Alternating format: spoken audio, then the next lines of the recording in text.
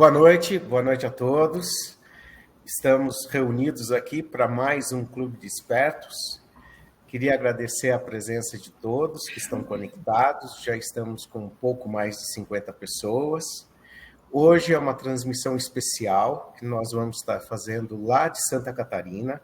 Eu não estou lá, não estou acompanhando a Carol e a Dani, que foram para lá para fazer essa apresentação junto do nosso distribuidor, mas vou estar acompanhando com vocês aqui online. Vamos falar na noite de hoje sobre tipos de resistências bacterianas, e eu queria fazer um agradecimento especial e passar a palavra aqui para o Parísio, que é o nosso distribuidor na região de Santa Catarina. Parísio? Por favor, está te chamando, já pode vir aqui. Por favor, pode vir aqui onde está a Dani. Isso. Parísio, boa noite. Obrigado pela oportunidade, meu amigo, de fazer esse evento aí junto na casa de vocês. Eu sei que é uma oportunidade de reunir aí clientes e nos aproximarmos do nosso cliente, que é o nosso grande objetivo, é a gente estar perto, é poder estar junto, ajudando a resolver seus problemas e suas necessidades. Então, eu queria te agradecer aí especialmente por conceder a sua casa para o nosso evento. Obrigado, meu amigo. Valeu, obrigado também. Tá, agora eu não já ouviu, pode se apresentar para o pessoal. Oi, Henrique, então, estamos aqui fazendo o evento, né, do Clube dos Expertos de Microbiologia da Beckman, né? E então, é um prazer ter recebido o pessoal aqui. Estamos com uma plateia bem bacana, de amigos, eu diria, porque todos muito conhecidos. Só desde lá do LEAC que eu não conheci, mas os demais todos. E é um prazer grande estar recebendo a equipe da Beckman aqui. E acredito que vai ser uma boa troca de experiência. Obrigada. Deixa eu trocar a tela. Obrigado, Parísio. Carol, o som do Parísio ficou um pouquinho baixo aqui para a gente. Então, tá na apresentação da Dani, para ela se aproximar um pouquinho mais do microfone, hein? Para todo mundo ouvir melhor. Valeu. Ótimo, obrigada, Henrique.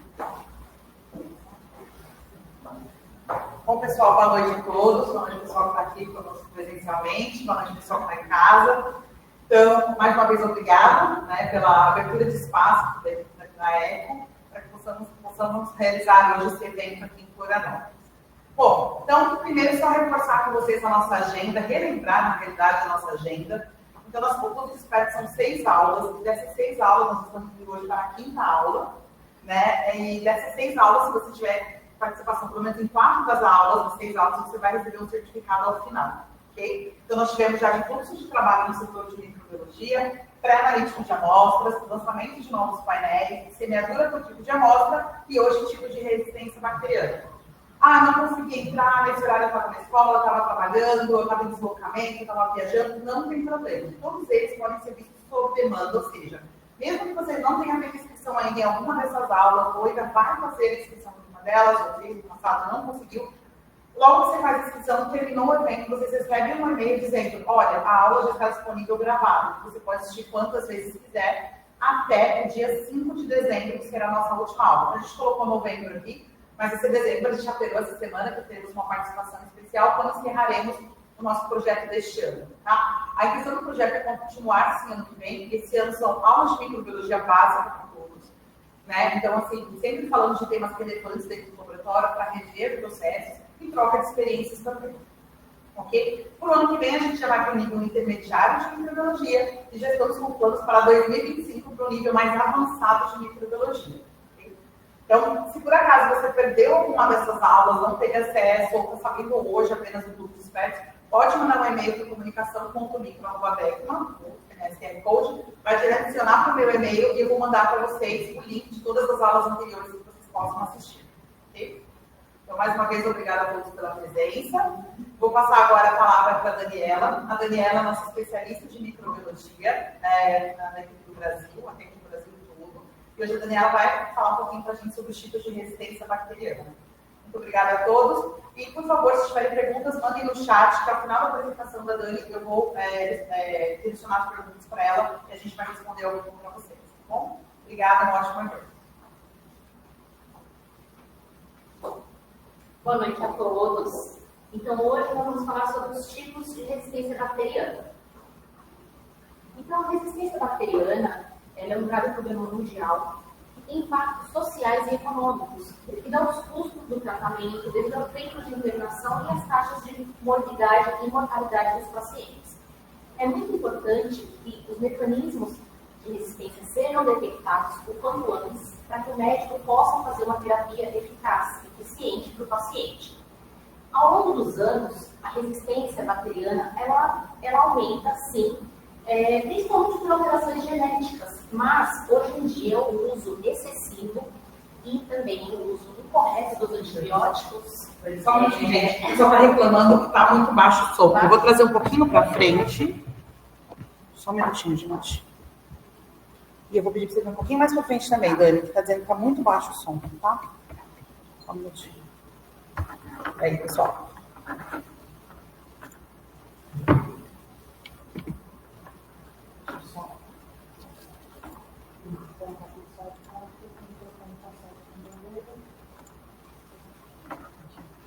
Só um minutinho, pessoal. Deixa eu só fazer um ajuste aqui. Está péssimo o áudio, não está dando para escutar. Essa gente falando. Peraí, Dani. Deixa eu trocar, ver se consigo trocar o microfone.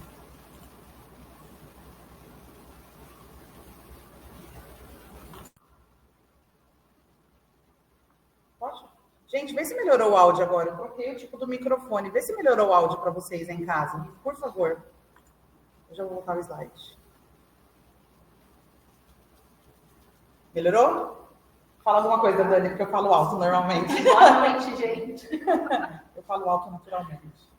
Melhorou? Eu troquei o tipo de microfone aqui. Tá. Deixa eu voltar você a apresentação. Peraí. Um minutinho.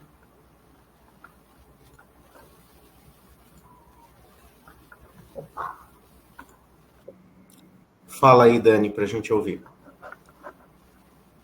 Tá me ouvindo bem? Tá.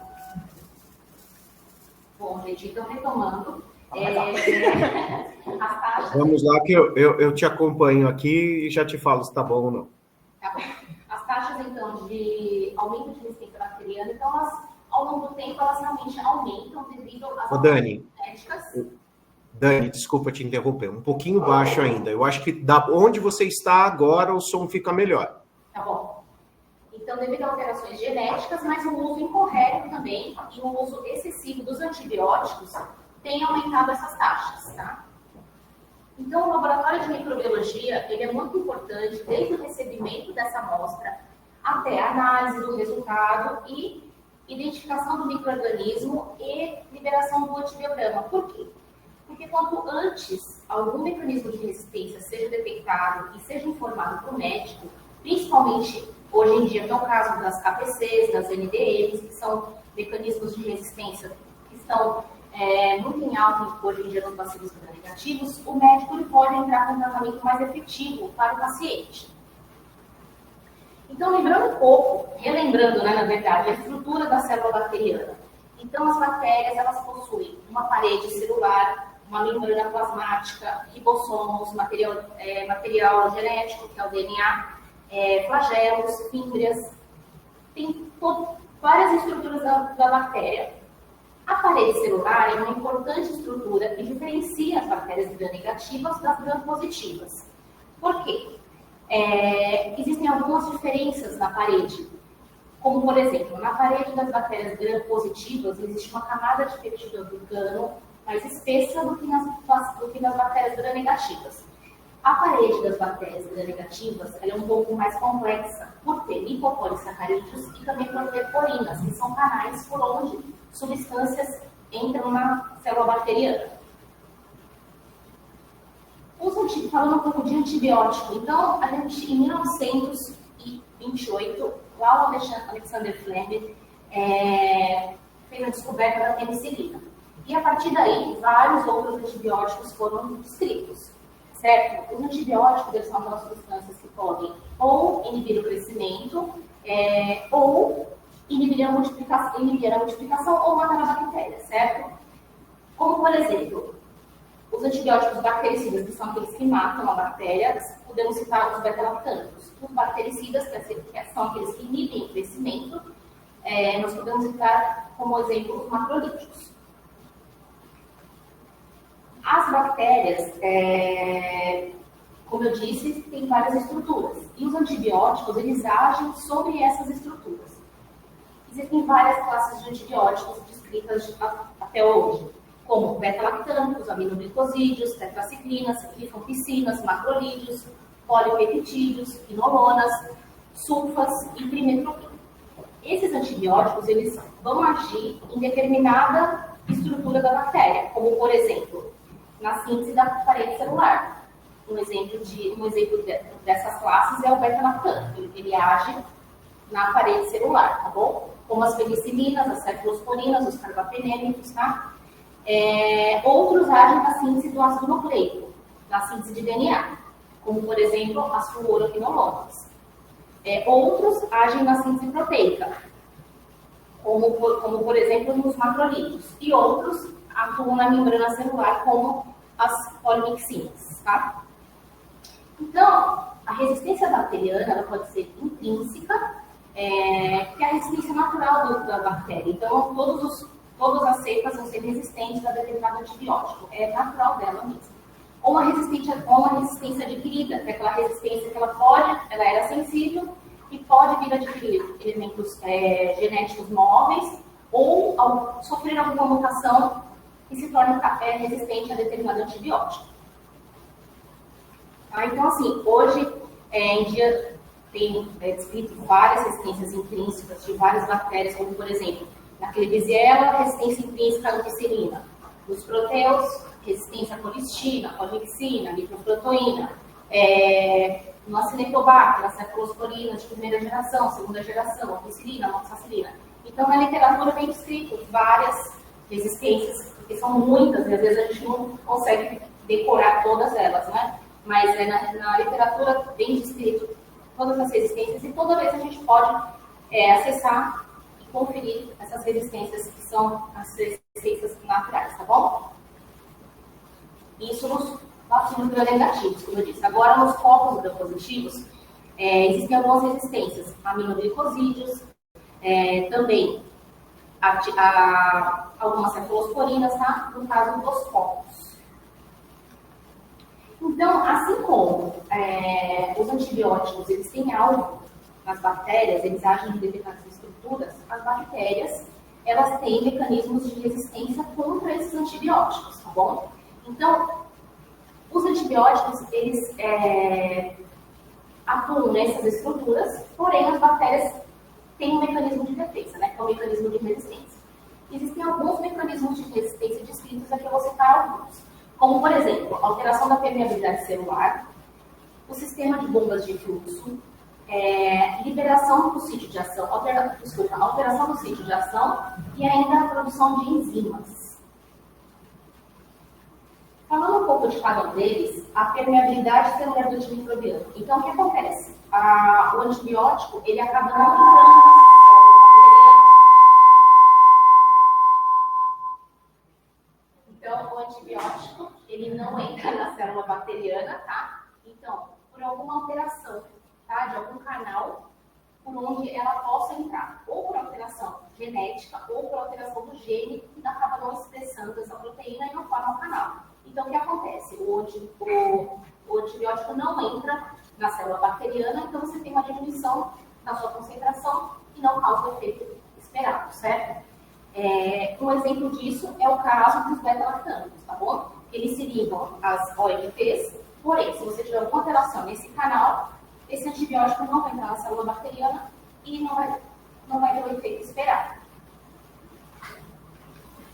Com relação a bombas de fluxo, também são canais proteicos, onde ele retira o antibiótico que entra dentro da célula e expulsa para fora da célula bacteriana, tá? Então, acontece isso, diminuindo também a concentração do antibiótico dentro do interior da célula bacteriana, tá?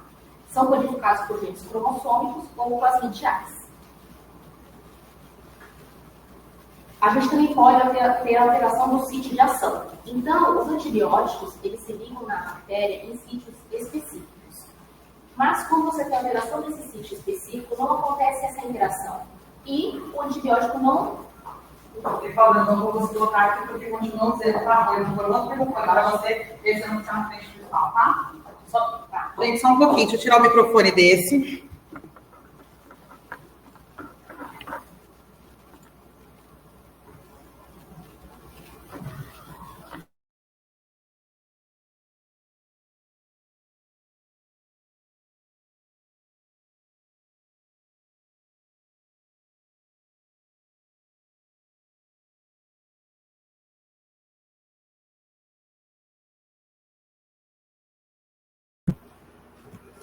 Faz um...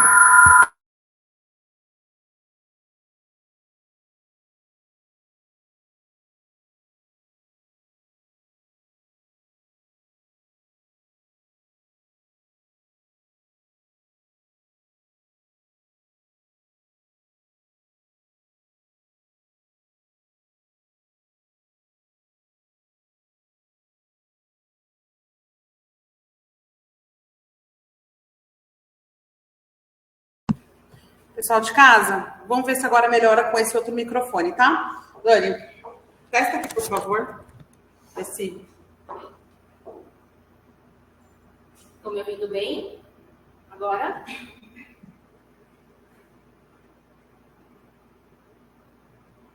Alguém está digitando. Agora sim. É melhor, né? Então, tá bom. Então, vou continuar, tá, gente? Então, voltando à alteração do sítio de ação, tá? Então, vou repetir um pouquinho. Então, o que acontece? O antibiótico, ele se liga a um sítio específico na célula bacteriana. E quando você tem alteração desse sítio, o antibiótico não se liga e o antibiótico não funciona. Não faz o efeito desejado, correto? Então, isso acontece no caso dos estafilococos que são resistentes à oxacilina. Tá? Então, o que acontece? Ele se liga às PDTs, só que quando você tem uma alteração dessa proteína, não acontece a ligação, a interação do antibiótico com o sítio de ação. E o antibiótico não tem o efeito esperado, correto? Isso também acontece nas polimixinas, tá? Também podemos falar sobre a ativação enzimática, tá? Dos antibióticos. E o que a gente pode falar sobre esse mecanismo? Ele é o principal mecanismo de resistência em bactérias gram-negativas, tá? Eles têm sido descritos uma série de enzimas, muitas enzimas têm sido descritas, sendo que elas podem agir de diversas formas. Ou na transferência de grupos químicos, Deixa um pouquinho mais de novo, Dani, mais perto. Ou pela oxidação, ou ainda pela produção de enzimas, tá bom? Que é o que nós vamos falar bastante agora, tá? A produção de enzimas, a mais importante de todas, são a produção de beta-lactamases. Por quê? Elas atuam no anel beta-lactâmico dos antibióticos em questão, que são os beta-lactâmicos. Ela quebra o anel beta-lactâmico desses antibióticos. Então, essas enzimas, elas fazem essa hidrólise, tá? Os genes que codificam essas enzimas podem ser tanto cromossômicos ou plasmidiais, e os cromossomos estão relacionados com a disseminação, tá? Dessas células. Então, as enzimas, as beta-lactamases, elas são classificadas em 4 grupos pela classificação de Amber, tá? São de classe A a classe D. Então, a gente tem as serino-beta-lactamases e as metalo-beta-lactamases, tá? Sendo que as serinos são de classe A, C e D, e as metalos de classe B. Aqui tem um esquema falando sobre as principais enzimas de cada classe, tá? Então, as de classe A, nós temos como principal representante as KPCs e as enzimas beta-lactamases de espectro estendido. As de classe B, a principal representante é a metalo, tá? Beta-lactamase. As de classe C é a AMP-C e as de classe D são as óxidas, tá? Vamos falar sobre um pouquinho sobre cada uma dessas classes, tá? Então, as enzimas beta-lactamases de classe A, como eu disse anteriormente, são as penicilinases, as beta-lactamases de espectro estendido e as KPCs. Lembrando que as penicilinases elas atuam basicamente sobre as penicilinas, tá? Elas hidrolisam as penicilinas e são presentes nos corpos gram-positivos, tá? As beta-lactamases de espectro estendido, elas estão amplamente distribuídas nos bacilos gram-negativos, tá? E causam resistência em penicilinas, cefalosporinas de primeira a quarta geração e monobactâmicos. E quando estão associadas a inibidores de beta-lactamase, as cepas ficam suscetíveis, tá?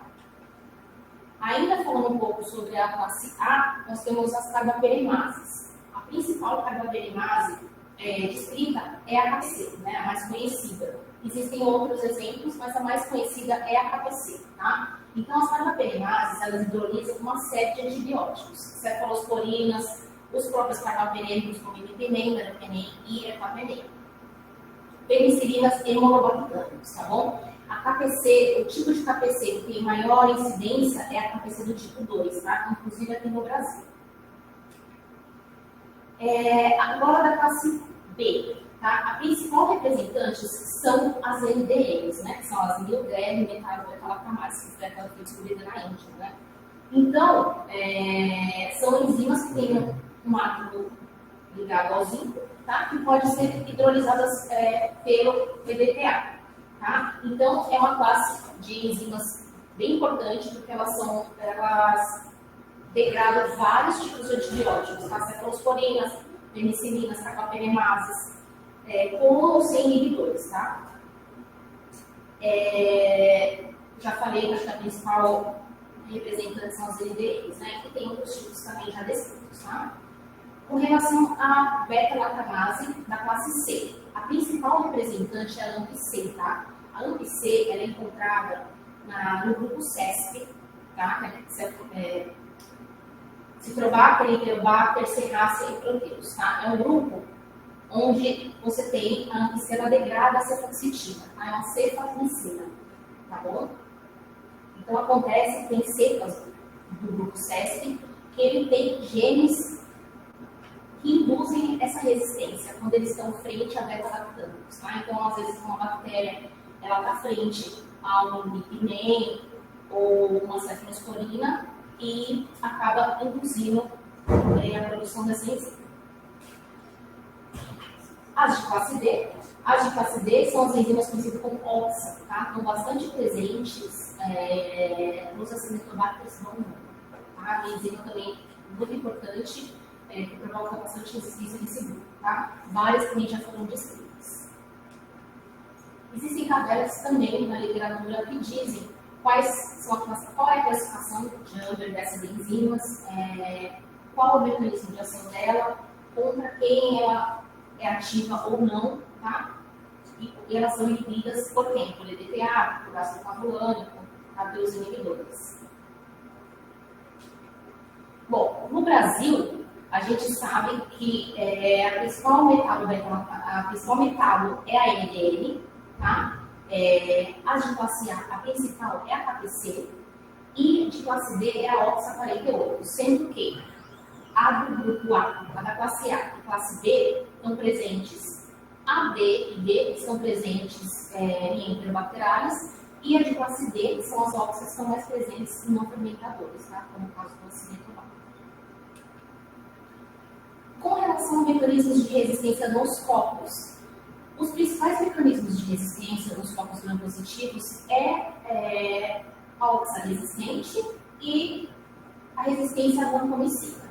Nos estafilococos é mais difícil a resistência em estáfilo, né, bem raro, onde a gente tem mais resistência a oxa, que são os NRSAs. E nos enterococos é mais frequente a resistência na vancomicina, tá bom? Que são as conhecidas VRIs. Então, para detectar essas resistências, a gente consegue verificar pela realização do antibiograma, né? Que pode ser realizado pela metodologia tradicional, né, de Philip-Bauer, ou utilizando discos ou fitas de teste. E ainda pelos métodos tradicionais e automatizados, tá?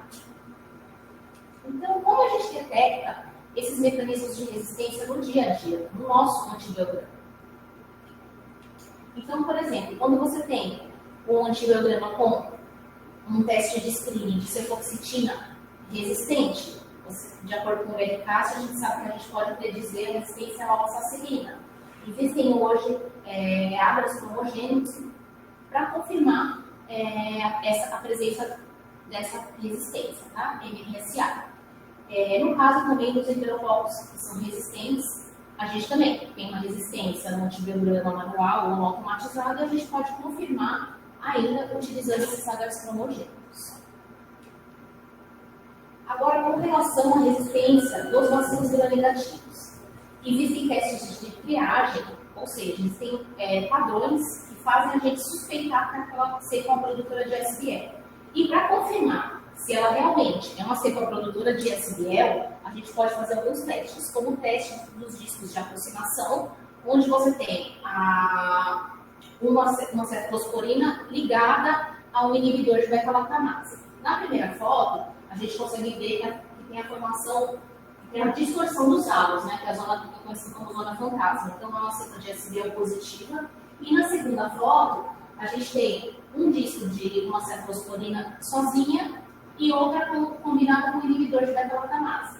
Então, a gente sabe que onde teve um aumento do crescimento, onde teve um aumento do halo, confirma a presença da cepa SBL. Para AMP-C, é muito utilizado o teste de resistência induzive a AMP-C, ou seja, você utiliza uma cefalosporina, um imipnem, um disco de imipnem, ele é um forte indutor de AMP-C, frente a um disco de cefalosporina de terceira geração. E ele forma esse achatamento do halo, ele tem essa distorção do halo, então confirmando a resistência bacteriana causada pela AMP-C. Agora, para a detecção de carbaperimases. Então, existem também pontos de corte e pontos de triagem, de acordo com o Vericast, para que a gente faça a detecção das carbaperimases. Por exemplo, quando a gente tem no nosso antibiograma um ertapenem e um meropenem resistente, como é que a gente vai confirmar se esse mecanismo de resistência é pela produção de carbaperimases? Um mecanismo, uma técnica que a gente pode utilizar é a técnica dos discos de antimicrobianos para detecção de carbaperimases. É uma técnica que está na Anvisa, está descrita todo o procedimento, onde você usa discos de carbapenéis, tá? Com inibidores, que é o ácido fenilburônico, a cloxacilina e o DTA. Se for positivo com o ácido fenilburônico, a gente detecta que é uma KPC. Se for positivo com EDTA, é uma NDM, tá? Então, existe toda lá na nota técnica da Anvisa descrevendo essa técnica, e a gente mede os halos com e sem inibidor, tá? E podemos detectar qual tipo de carbapenemase está presente naquela cepa. Também, outra técnica é a técnica do M-Sim e E-Sim.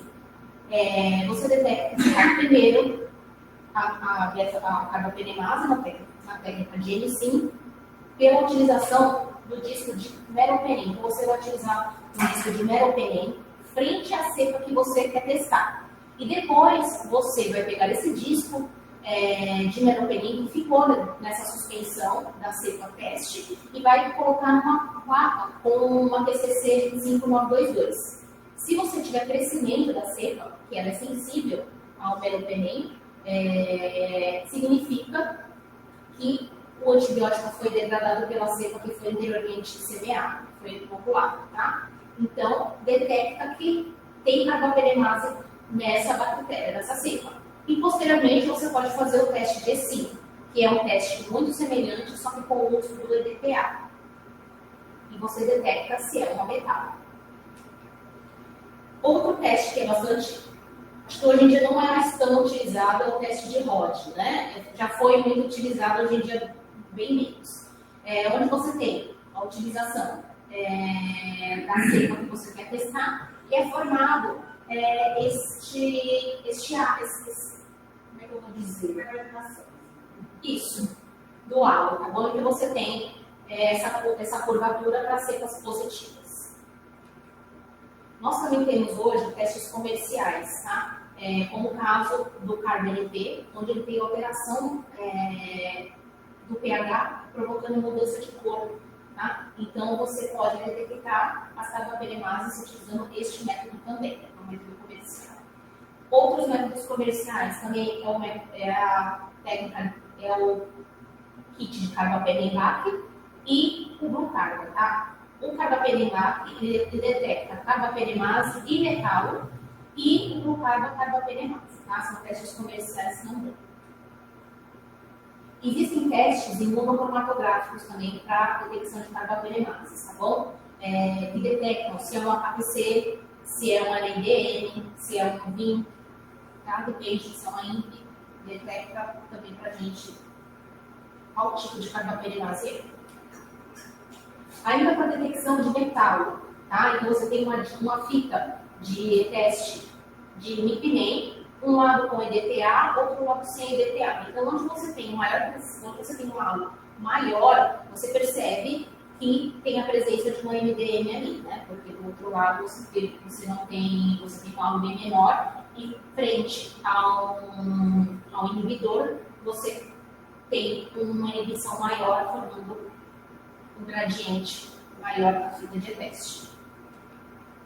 Existem testes moleculares, tanto para a detecção das ISBLs quanto das carbapenemases, tá bom?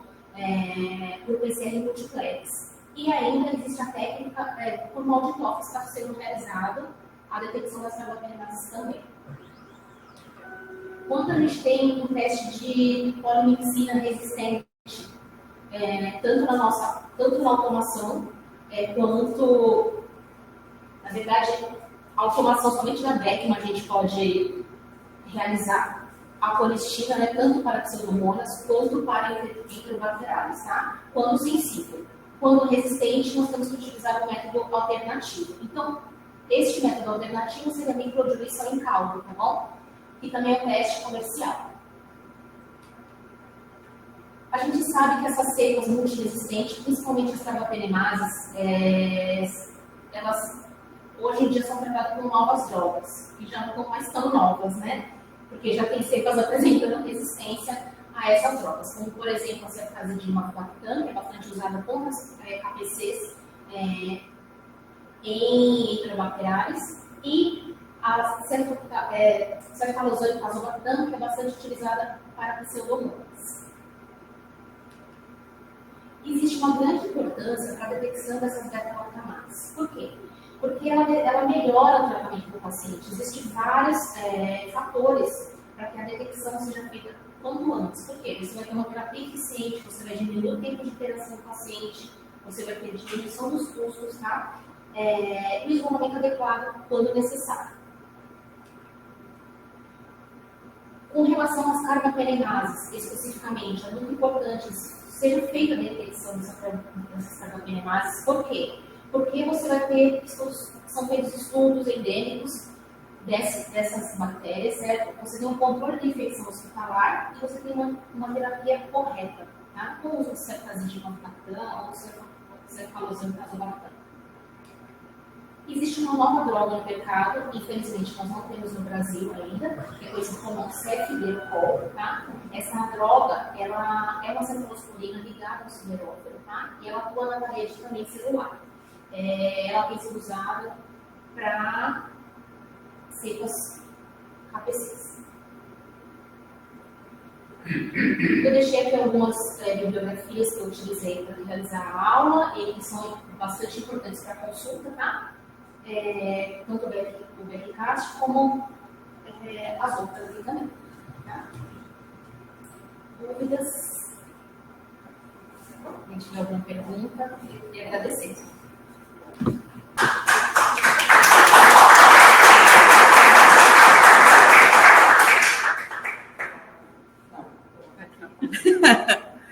Peraí, eu vou trazer para cá esse. Mais fácil da gente ver. Nossos painéis, eles têm alguns rastreios, né? Sim, nossos painéis têm rastreios. No caso dos copos, tem a cefoxitina para a MRSA, tem a vancomicina, e quando resistente, você pode fazer uma confirmação manual, ou você pode confiar no equipamento soltar. Com relação ISBL também tem os rastreios, né? Tem os rastreios de cefalosporina de terceira geração, e tem também a cefalosporina com os inibidores. E também, no caso das KPCs, a gente tem heptapenem, ipinem, meropenem, os painéis que podem detectar a carbapenemase, né? Só que você teria que confirmar com métodos que o painel não tem ainda, né? Mas aí, no caso dos dois painéis, ou no caso do gram negativo? Porque no gram positivo, você falou que eu posso confiar no rastreio, né? Sim, você pode confiar no rastreio de cefalocetina, sim.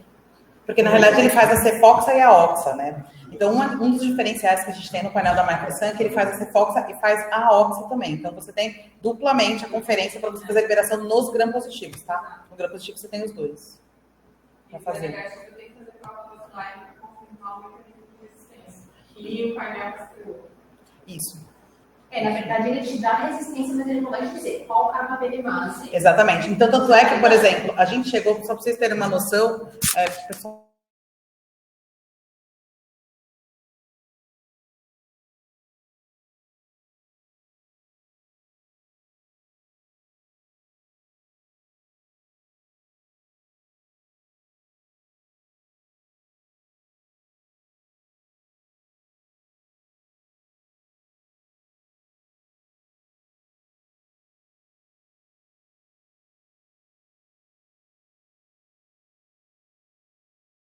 Então, a cidade, né, das casas de drogas, tudo. E para a urina de ambulatório, eu preciso chegar até o ponto de dizer qual é o mecanismo de resistência, ou eu dizer que é uma KPC. Então, porque assim, você, na verdade, no nosso vai fazer uma automação ou manual, aí, você só pode falar, ó, meropenem somente. A gente não tem como só por isso, né, falar que é realmente por uma KPC. Provavelmente mas a gente não tem, né, como afirmar, porque pode ser outro mecanismo de ação. Né? O que eu tenho visto nos laboratórios são esses testes adicionais. Uma coisa só para eu dar um acréscimo em relação a isso, principalmente os carbapenemases, o que aconteceu? Logo quando começou a questão, até mesmo da nota técnica da Anvisa, olha, façam esses testes adicionais e tal, o que é que a gente fez? A gente pegou vários artigos científicos, a gente tem como base a doutora Jim Patel, né, que ela de CLC, agora da Beckman Coulter também, e começamos a criar o quê? Vamos tentar criar um algoritmo para que, olha, se esse está dando resistência, esse antibiótico, esse também, para essa bactéria, se ele pode fazer um indicativo, por exemplo, suspeita, provável NDM, provável KPC. Mas eu vou te dizer, não passou na validação. Porque, assim, é um teste que tem que ser realizado de uma outra forma. A gente tentou, fazer uma triagem no solo. Não dá. Porque a gente tem vários mecanismos, a gente tem, inclusive, principalmente a questão das cepas, que são heteroresistentes. Então, o que acontece? Com as heteroresistentes, você não tem como saber o comportamento de algumas bactérias. E aí, com isso, a gente não consegue validar. Então, assim, hoje ele vai te soltar o alerta só assim, ó, provável produtor de carbapenemase, mas você precisa de um outro teste, e a gente tem isso também pela Anvisa e pelo BRCast, essa recomendação dos documentos, e do CLSI também. Recomendação que tem que ser feito um outro teste, além de automação. Por favor, doutor. Até que eu vi o painel com somente. Sim. E tem certa noção das bactérias, certa região bacteriana. Se você correr junto, certa noção das bactérias, os dois destinos, não pode ser carbapenemase. Sim. É uma triagem. Sim, é uma triagem. Sim, com certeza. Sim. Quando ele for resistente a certa aditiva, a certa noção das bactérias, e sensível a certa aditiva, você tem que abrir uma para KPC. Não, mas no DL. No DL vai ser resistente aos dois. E esse painel do MIG, eu acho fundamental para quem trabalha em hospital, sim, com certeza. Principalmente, sim. Hoje, o que a gente tem? A gente tem clientes, por exemplo, que tem um painel Congo no laboratório. E quando dá multiresistente, eles vão para o painel MIG, justamente porque você consegue fazer a triagem e você tem essas duas drogas adicionais. Eu tenho os dois. Tem os dois, exatamente. Eu trabalho com os dois. Toda vez que deu certa aditiva, as bactérias resistentes com certa ozônio, eu passei na imunocromatografia e passei no PCR e confirmou. Sempre confirmou a resistência às novas drogas e o mecanismo de resistência feito. O painel de resistência bacteriana com só MIG, é muito bom. Sim, isso porque você não recebeu o próximo. Porque, na realidade, assim, a gente está começando a mudança agora, em outubro. da chegada dos novos painéis. Então, o que acontece? Ele está vindo mais alguns antibióticos, como, por exemplo, cefalosporina de primeira geração, que muita gente estava pedindo, principalmente por conta de SUS. Né? Porque precisa estar lá no manual, olha, o que o governo dá de antibiótico, então a gente fez essa modificação e o software dele está um pouco mais sensível também. Então, você vai atualizar o software para o LabPro 5.0 e vai mudar o painel. Para vocês, eu acredito que para a região de vocês, deve começar a chegar lá para metade de novembro, início de dezembro, já deve estar chegando para vocês os novos painéis aqui. Mas muito obrigada pelo feedback, pelo uso dos 2 painéis. E realmente a gente recomenda que se use, principalmente que tem muita multiresistência dentro de hospital, usar os 2, principalmente. Vai ser adicional. Ele responde muito bem o painel muito bom. Que bom. Obrigada. Obrigada pelo feedback. Perfeito. Mais alguma pergunta, gente? Aqui, senão o pessoal vai chutar. Tem uma pergunta? Deixa eu mostrar vocês aqui para o povo de casa, para o povo ver vocês aqui, dar oi para o povo de casa. O pessoal que está aqui com a Dani. Só aproveitar, gente, agradecer mais uma vez. Olha a estrutura, tem que mostrar, gente. Olha, montaram o AutoScan Walkaway aqui, ó, pra gente. Obrigado mais uma vez aí pela estrutura que foi montada aqui pra gente. Vem pra cá que você não está aparecendo. É que caiu aqui. Então, voltamos para cá. Deixa eu ver se tem mais perguntas aqui do pessoal. O painel MicroScan é perfeito para incluir postos semelhantes ao Blue Carbon? Sim, porque como a gente tem essa questão, né, do fundo chato, né, que parece uma placa realmente de ELISA, seria uma boa solução. Você sabe que há muitos anos, na realidade, quando eu era cliente ainda da MicroScan, a doutora Flávia Rossi uma vez chamou a gente, falou, numa reunião assim, de usuários, enfim, e ela comentou que o sonho dela era ter na MicroScan um painel só de colistina, porque ele seria mais ou menos como se fosse, né, o Policy Embarque só que dentro da automação. Só que, infelizmente, ele não foi validado, gente. A gente só vai, inclusive, até a direção 4, só até aproveitando, reforçando a Dani, que eu sei que é um tema polêmico, e quem precisar de artigos para isso, na aula inicial que eu deixo de fluxo, eu falei sobre isso, quem precisar de artigos, falando sobre a liberação da colistina no painel da MicroScan, o que precisa confirmar, o que não precisa confirmar, pode pedir, pode mandar nesse e-mail que eu coloquei para vocês na tela, que eu mando para vocês os artigos científicos, tá, pessoal? Automação, lhe dá um direcionamento, esses complementares são essenciais para as multi-Fs, colocaram aqui. Perfeito, deixa eu subir aqui. Eu tenho uma dúvida, como se comporta a resistência bacteriana frente à medicina veterinária? Sim. Vai voltar para mim essa. Vai voltar para Vai voltar para mim essa pergunta. Né? Vai voltar para mim essa pergunta. Então, assim, a semana passada a gente deu, né, a palestra, eu dei a palestra de medicina veterinária, da microbiologia veterinária, e o que acontece? Hoje a gente está, assim, com um grande aumento de resistência, mas principalmente, até por isso que a gente tem um programa hoje de One Health. Porque o que acontece? Antes a gente falava sempre que as resistências, as doenças, enfim, vinham dos animais para os humanos. E hoje a gente sabe que, por exemplo, muitos casos de animais, por exemplo, que o tutor tem um animal de 1 ano que nunca tirou de dentro de casa, tá dentro lá de casa, e de repente aparece pra gente com uma infecção urinária, com uma otite, com uma bactéria multiresistente. E aí você fala, da onde ele pegou essa bactéria multiresistente? E aí quando você vai investigar um pouco mais a fundo, você descobre que o tutor desse animal, por exemplo, é um enfermeiro, é um médico, é um biomédico, né? Tá ali, ele tá colonizado por essa bactéria multiresistente. Só que acontece, como ele está colonizado, não tem nada. Só que esse animal acaba tendo esse contato, dorme na mesma cama, dorme abraçado, beija o cachorro e aquela coisa toda, a interação. A gente sabe que hoje os animais cães e gatos são os novos filhos, né? Pode dizer, né? A minha geração, eu sou dos 40, quem não teve filho não vai ter mais, né? É só cão e gato.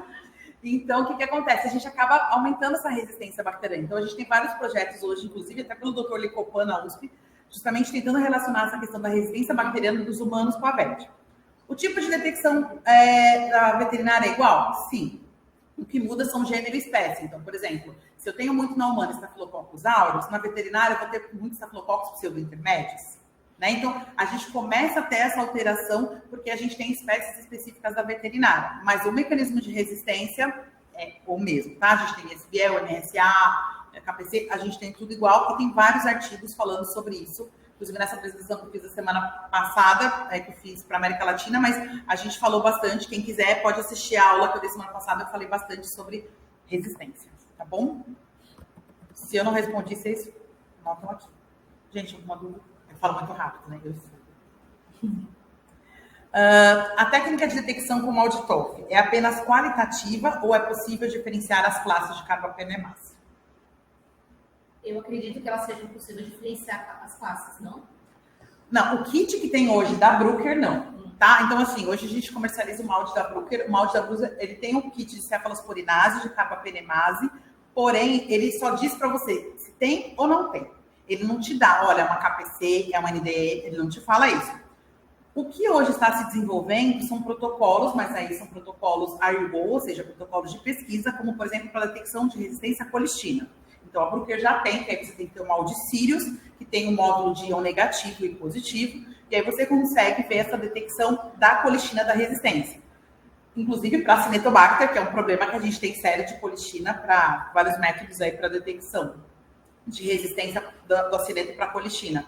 Mas a gente os kits não detectam hoje, infelizmente, do malte. Ele só diz para você se é positivo ou não, e ele faz esse direcionamento em métodos de pesquisa específico para antibióticos. Mas isso hoje é só IRO. Se você tem um mal de Sirius, você pode fazer isso, mas você tem que fazer uma validação interna para poder liberar isso no laudo, conforme preconiza a RDC 302.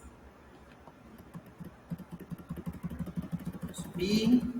Ou falando do som.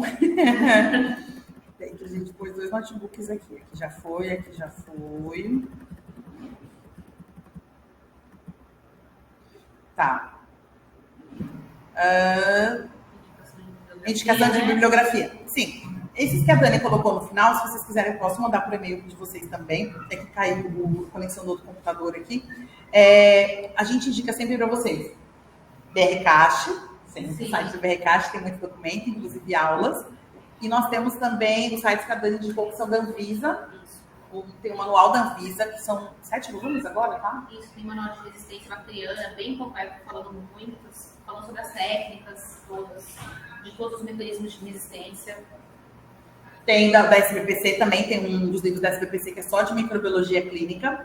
E a gente tem também, se você jogar no Google, tem um curso que foi dado uns 10 anos atrás, mas que os mecanismos basicamente não mudaram, que é da Anvisa, que chama Boas Práticas de Microbiologia Clínica. Ele tem até um livro, algumas pessoas até que fizeram curso pela Anvisa tem o livro, você pode achar ele também no Google. Ô, Carol. Sim, as aulas gravadas. Do André Dóia. Os workshops. Dá para assistir, viu, pessoal? Só reforçando, obrigada, Marcos. Assistir as aulas do BRCast, estão todas gravadas no site. Eles reformularam o site, agora estão todas as aulas gravadas lá. E tem os documentos também, né? Tem um documento, inclusive, específico de resistência bacteriana. E uma coisa que é bem legal, que está em português, né? Então, você pode entrar lá e seguir todo o documento e está em português, os métodos de detecção, fora as notas técnicas da Anvisa, que cada vez que lança uma resistência, parece uma resistência bacteriana nova, a gente tem uma nota técnica da Anvisa dizendo, faça no teste, faça tal nota, e assim vai.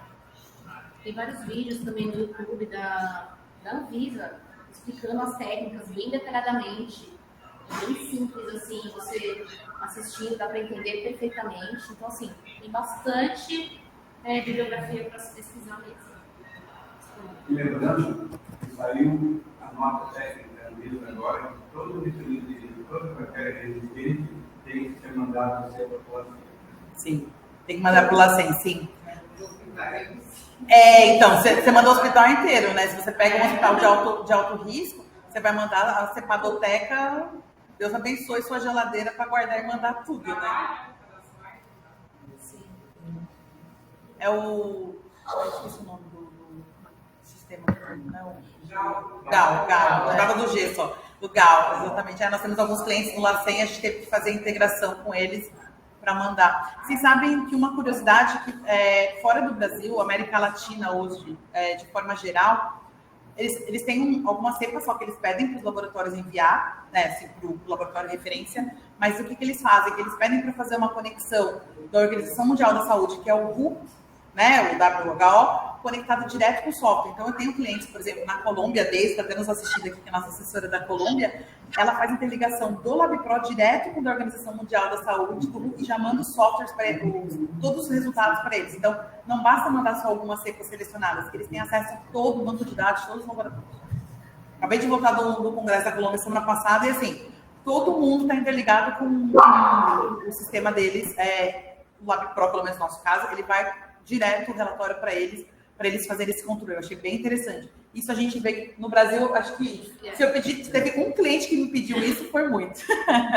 Essa nota que saiu da Secretaria do Estado, da Saúde do Estado, o AC não se pronunciou ainda, né? Mesmo já está sem mandar a seca, por exemplo, do INSA, eles vão fazer só para testar e ser positiva. Não vão mandar a população para fazer isso, né? Exato. Então, se eles não têm estrutura para atender isso que pediu essa nota técnica que saiu recente. Eu lembro quando eu trabalhava, quando eu estava na bancada, e que o meu era o Lutz, né, que era de São Paulo, a gente mandava, chegou uma época que eles falaram assim, não manda mais, a gente não tem mais como aceitar. Eu cuidava de 33 hospitais, você imagina a quantidade de cepa que eu tinha. Falaram, não manda mais. E para manter nessa Para mas o problema é que a gente não tem estrutura, né, isso é complicado. O problema é, assim, a estrutura para recebimento dessas amostras, né. Mas o Paraná consegue, né? Ah, sim, consegue. Consegue. Exatamente. Tanto é que a gente tem um banco de dados, né, até de coisas que o Piloneto vai publicando baseado nisso. A nossa referência fica Piloneto. Sim, o Piloneto consegue, sim. O Piloneto consegue, porque nós conseguimos. Pois é, né? Ótima pergunta pro resto do Brasil, né? Só o Piloneto consegue. Por que aí você pega os resultados do PDRK junto com as informações, é tudo positivo. A realidade de Curitiba não precisa ser a minha. E a região norte, nordeste é mais diferente ainda, tipo de resistência e tudo, com certeza. Ó, tem mais uma pergunta aqui. Essa aqui é mais médica, né? Essa pergunta. Ó, qual a alternativa de antibiótico terapia para Acinetobacter baumannii que apresenta resistência a todos os antimicrobianos do painel, excetuando-se colistina e tigestrina? Sente, chora. Quando você não tem mais opção terapêutica, né? Hoje, assim, o que se usa bastante é terapia combinada, né? Vai pegar alguma coisa que está resistente, vai juntar um aminoglicosídeo, e você vai fazer terapia combinada. Mas, assim, precisa ver também o sítio, né? Porque, por exemplo, se for uma infecção de corrente sanguínea, a diaciclina não funciona para infecção de corrente sanguínea, porque ela é absorvida rápida pelos tecidos. Então, assim, tem que pensar, tem que ter mais detalhe. A gente não é clínico, né? A gente é médico. Então, assim, a gente tem que pensar também lá na parte do clínico, mas tem que ver até que tipo de mecanismo de resistência. A gente sabe que hoje a gente também está bastante na cineta agora com Oxa, né? Já virou, exatamente. A gente só vê em artigo científico, agora os acinetos estão com Oxa. A maioria são resistentes, né? A maioria é do Oxa. Então, aí fica um pouco mais complicado a situação. É que nem a gente colocou, né, tem uma publicação que a gente está colocando no LinkedIn da Beckman, acho que foi semana passada, que a gente está fazendo agora uma série de publicações falando sobre stewardship, uso racional de antibióticos, e a gente estava até falando sobre isso, que o tempo, eu coloquei um infográfico lá, por exemplo, um tempo que demora para ser desenvolvido antibiótico, que média 7, 10 anos, e a gente vê que em 8 meses já tem bactéria resistente a ele. Então, assim, está muito fácil, né? Quando já tiver esse novo antibiótico, vão surgir outras multiresistências, né? Para todos os antibióticos chegarem resistência. Vai. Exato. Ele já chega pra gente com resistência. Chega atrasado já. Já tem resistência, exatamente. O ipinem e Helebactam, a gente não tem ainda. A gente registrou agora o painel, por exemplo, do Meropenem com Varbobactam, que é o Varbomeri. A gente também não tem aqui, mas já tem artigo científico falando que está resistente. Nem chegou pra gente ainda na América Latina o Varbomeri. E já está resistente. Exatamente. Exatamente. O antibiótico com relação a um quilo diferente, você vê qual que é junto com ferro. Mas já tem resistência, engraçado, né? E a resistência por antisseco. Sim. É engraçado a bactéria. Então vai ser muito complicado. Daqui a um tempo, para o laboratório de microbiologia, nós vamos ter uma pilha muito grande. Isso me preocupa muito. Com 3 anos, 4 anos de diagnóstico, de microbiologia, me preocupa muito. Sim, com certeza. Com certeza. A pessoa que perguntou, que falou que esse perfil é frequente onde ele está. A cineta, eu brinco. Se você pegar uma cineta muito sensível, tem alguma coisa errada. Repete. Exato. A gente falou agora, confirmando uma aprovação e mandando pelo LACEN, confirmou, mas ele era do GS, e a gente pegou uma linha interessante, sem história de internação. Aí você pergunta, aonde essa gestante encontrou o paciente? Aonde ela encontrou o paciente? A gente Legal. Muito Tinha bom. nem passado por internação. Tinha que fazer. E você sabe que até, relacionando até com a veterinária, logo quando eu trabalhei na veterinária, eu lembro uma vez que chegou para mim uma amostra, justamente essa que eu falei, que era no Golden, ele estava com uma pseudomonas aeruginosa causando otite nele, e ela era muito resistente. E o Golden não tinha nem um ano. E ela já estava com otite por um monte resistente. E aí foi quando a gente começou a investigar, chamou o tutor, tá lá, mas ele fica em um hospitalzinho, ele fica em creche, onde fica esse cão? E ela falou, não, ele dorme comigo, ele não sai de casa, tá? Qual a sua profissão? Sou enfermeira. Já sabemos de onde veio essa pseudomonas, né? Vamos fazer. Aí a gente fez um teste de colonização mesmo, né? Então a gente passou o swab na mão, no rosto, no corpo todo, e algumas regiões deu que ela estava colonizada por uma pseudomonas. Só que ela tinha. Pois é, só que ela, né, tem um sistema imunológico Ótimo, excelente. Mas o cachorro não, né, gente? E o cachorro lá dormindo abraçado com ela. Aí a pessoa já começa, o cachorro dormindo abraçado. Gente. São os novos filhos, né, gente? É assim. Vem vai ser o filho, é seu cachorro, você vai, né? Você vai. É isso. Bom, pessoal, a gente está dando o horário aqui do online, que eu não gosto de ultrapassar o horário. Um minuto, vamos lá. Gostaria de agradecer mais uma vez a todos a presença. A gente pode continuar conversando aqui também, aqui no presencial. Dani, mais uma vez, obrigada pela excelente apresentação de vocês, por aceitar participar do projeto. Pessoal, eu vou mandar para vocês, então, depois esses links que a pessoa está pedindo aqui no chat. Pode deixar que eu mando para vocês depois. A gravação vai ficar disponível até, então, a primeira semana de dezembro. E me perdoe pelo início, realmente, a falha que a gente teve do microfone e vamos melhorar para a próxima, tá bom, gente? Muito obrigada a todos que estão em casa. Uma ótima noite para vocês. Obrigado, Carol. Parabéns, Dani. Parabéns, Carol. Obrigado, Paris, pela apresentação aí. E as perguntas que estão no chat que a gente não respondeu, responderemos na sequência. Obrigado.